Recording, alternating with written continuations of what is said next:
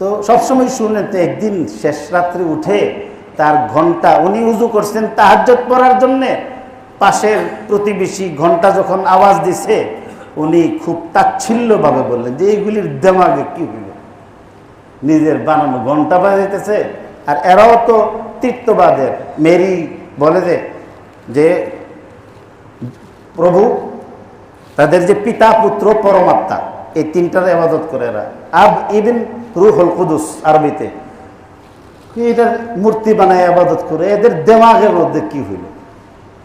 এই কথা বলার পরেই উনি দেখলেন সাদা একটা আলু ওনার কল্প থেকে বের হয়ে যেন উপরের দিকে চলে গেছে।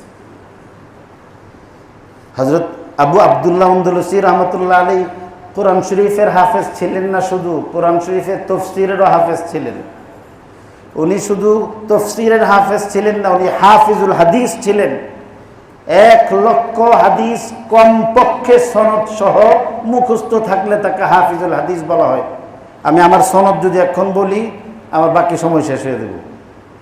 একটা সনদ বলতে অনেক সময় লাগে।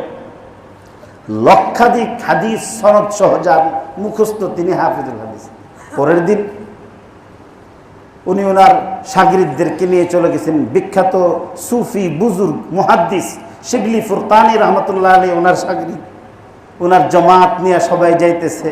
রাস্তার মধ্যে যাওয়ার পরে দেখে প্রচণ্ড রৌদ্রের মধ্যে উঠতি বয়সের কিছু মহিলা, মেয়ে লোক, এরা কাজ করতেছে, শূকর চড়াইতেছে। এমনও স্পেনের পশ্চিমারা, এরা তো ওয়েস্টার্ন কান্ট্রিগুলির মানুষ, এমনও এরা সুন্দর। এর মধ্যে একটা মেয়ে অনেক সুন্দরী, মনে হয় যে সকলের মধ্যে একটা ফুল ফুটটা রয়েছে। সেও কাজ করতেছে, শূকর চড়াইতেছে।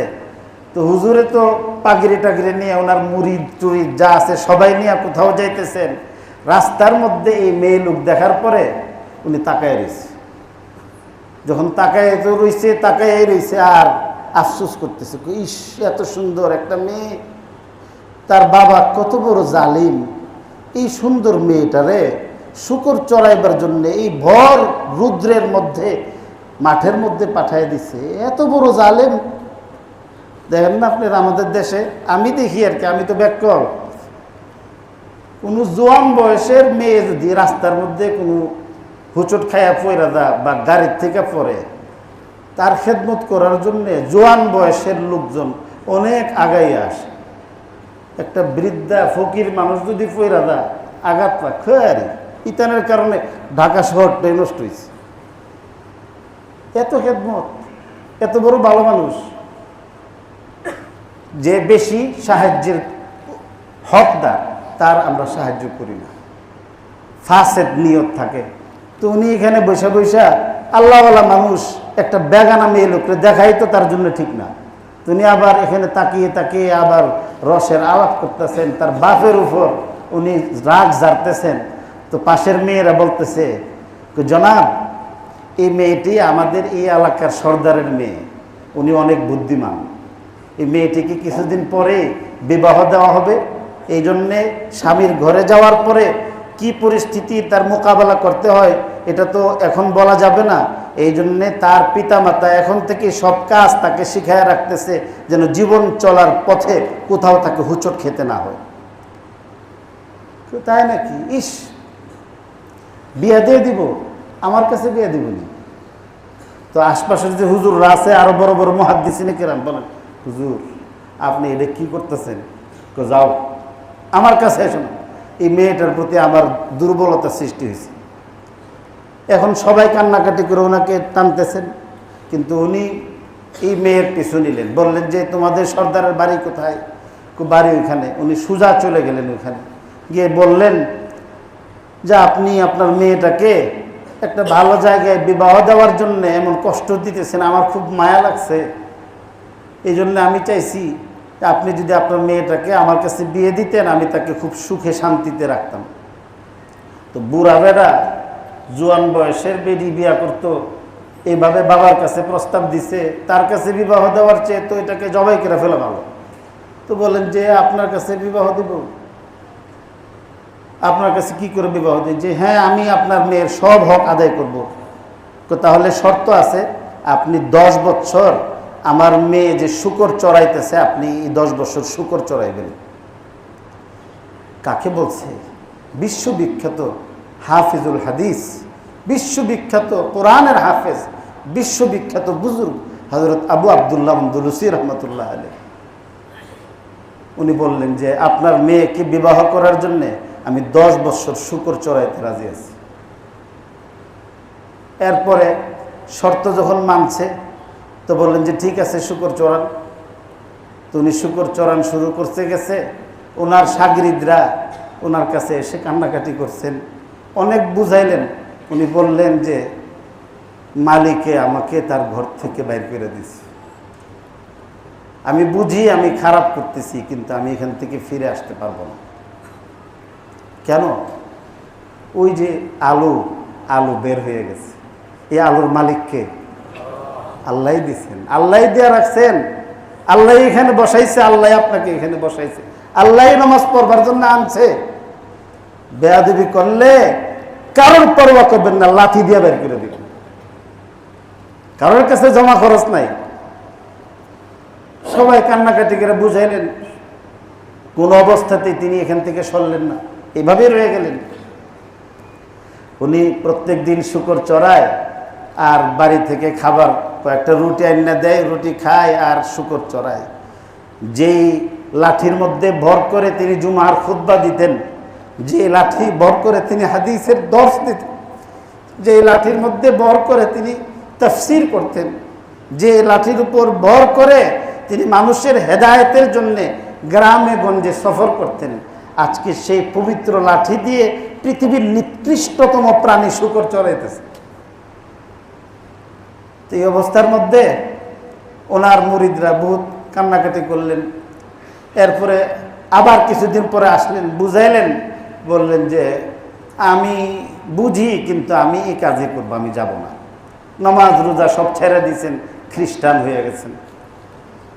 কিছুদিন পরে আবার ওনার শাগরিদরা কান্নাকাটি করে, ওনার মুরিদরা আসছে, বিশ্ববিখ্যাত বুজুর্গ আয়সা বললেন যে হুজুর, আপনি যে কোরআন শরীফের হেফজ করছিলেন, কোরআন পুরা মুখস্থ ছিল, এই কোরআন শরীফ আপনার মুখস্থ আছে? সব ভুলে গেছি, একটা আয়াত মুখস্থ আছে। আয়াতটা কি? وَمَن يَبْتَغِ غَيْرَ الْإِسْلَامِ دِينًا فَلَن يُقْبَلَ مِنْهُ। ইসলাম ধর্ম ছাড়া অন্য কোন ধর্ম যদি কোনো ব্যক্তি গ্রহণ করে, আল্লাহ পাক তার এই ধর্ম কবুল করবেন না। ওনার ফতোয়ায় উনি বলতেছেন কাফের। হুজুর আপনার না লক্ষ লক্ষ হাদিস মুখস্থ ছিল, এই হাদিস মুখস্থ আছে?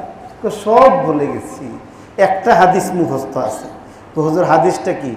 আল্লাহ রসুল ফরমান, মান বাদ্দালা দীনাহু ফাকতুলুহু।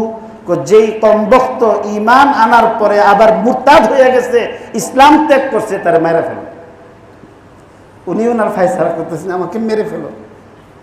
তো সবাই খুব কান্নাকাটি করলেন, কান্নাকাটি করে বুঝাইলেন যে হুজুর আসেন। উনি এইভাবে দাঁড়াই রয়েছেন, বলছেন যে না, আমার এখান থেকে ফিরে আসার কোনো সুযোগ নেই। তো ওনার সব মুরিদরা সবাই আহলে দিল ব্যক্তি ছিলেন, আল্লাহ ওয়ালা ছিলেন।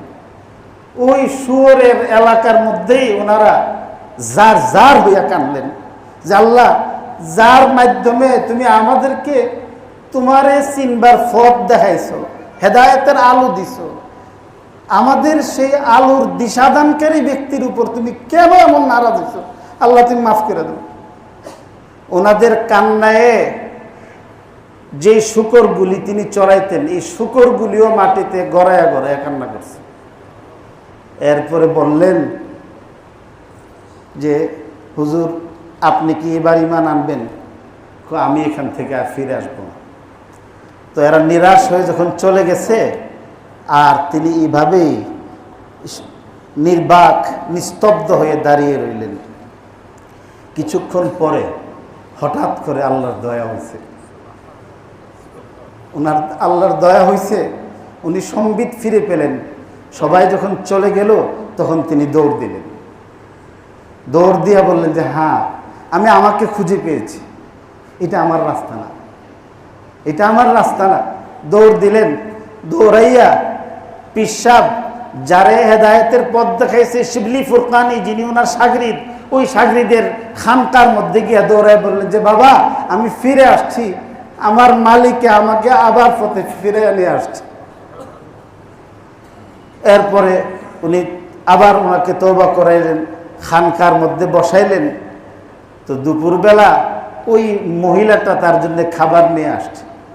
খাবার নিয়ে আইসা আশপাশের লোকদেরকে জিজ্ঞাসা করে দেখলো যে বুড়া আর নাই। বললেন যে বুড়া কই? বুড়া তো কই জানি গেছে, কিছু লোক আসছিল পাগড়ি পয়রা, এরা তাকে কি জানি বুঝাইছে, তিনি নির্বাক দাঁড়িয়েছিলেন, সবাই কান্নাকাটি করছে, এমন কান্না কানছে যে তোদের সবগুলি শুকরও মাটিতে গড়াইয়া কানছে। এরপরে লোকগুলি চলে গেছে, তিনি নির্বাক দাঁড়িয়েছিলেন, হঠাৎ চিৎকার করে তিনি দৌড় দিছেন, তারপরে কি হয়েছে আর জানি না। এই মহিলার দিলের মধ্যে আল্লাহ নূর দিয়া দিছে। বলেন যে যেই লোকটা আমার জন্যে এত বড় পথ থেকে এত কষ্ট করে এখানে আসছে, আমিও তার সঙ্গে দেখা না করে অন্য কোনো সিদ্ধান্ত নিব না। সেও দূর দিছে, কিন্তু ততক্ষণে ওনাদের বুজুর্গিতে ওনারা অনেক দূরের পথ চলে গেছেন। তো এই বুড়া লোকের খোঁজ খবর না পেয়ে, আবু আবদুল্লাহ আন্দলুসি রহমতুল্লাহ আলাইহির খোঁজ না পেয়ে, তখন ওই মেয়ে পানির মধ্যে ঝাঁপ দিয়ে আত্মহত্যা করার জন্য চেষ্টা করছে। একজন অপরিচিত ব্যক্তি এসে পথ আগলে ধরলেন যে মা দাঁড়াও, কি হয়েছে? বললেন যে আমার জন্য একটা লোক তার জীবন বিসর্জন দিছে, আমিও তাকে দেখতে দেখতে তার প্রতি দুর্বল হয়ে গেছি, সে আমার হাত থেকে সরে গেছে, তাকে না পাইলে আমিও আমার এই জীবন রাখতে চাই না, আমিও মৃত্যুবরণ করব। তো বললেন যে মা তুমি একটু চক্ষু বন্ধ করো।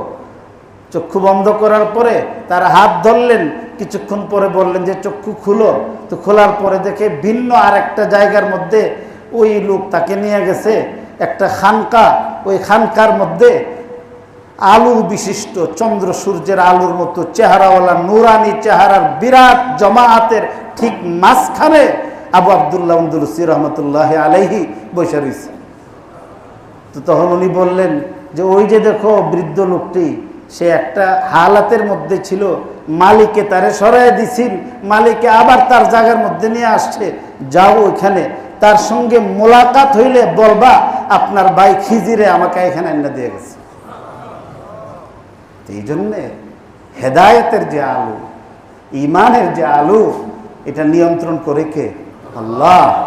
এই জন্যে যদি কোনো ব্যক্তি আল্লাহ হেদায়েত দিয়ে দিছে যদি মনে করে যে আমার সব হয়ে গেছে, তাহলে এই ব্যক্তির কল্প থেকে ইমান ছিনিয়ে আল্লাহ তাআলা নিয়ে যাওয়ার আশঙ্কা আছে। এই জন্য সব সময় ভয়ের মধ্যে থাকতে হবে। এই ভয়ের আলামত হইল ফরজ ইবাদতে গাফলতি না করা। আল্লাহ তাআলা আমাদেরকে এই ভয়ের আলামত রক্ষা করার তৌফিক দেয়। ভয়ের আলামত হলো হারাম না করা। আল্লাহ হারাম থেকে আমাকে আপনাকে সবাইকে হেফাজত করুক। ওয়া আখিরু দাওয়ানা আলহামদুলিল্লাহি রাব্বিল আলামিন।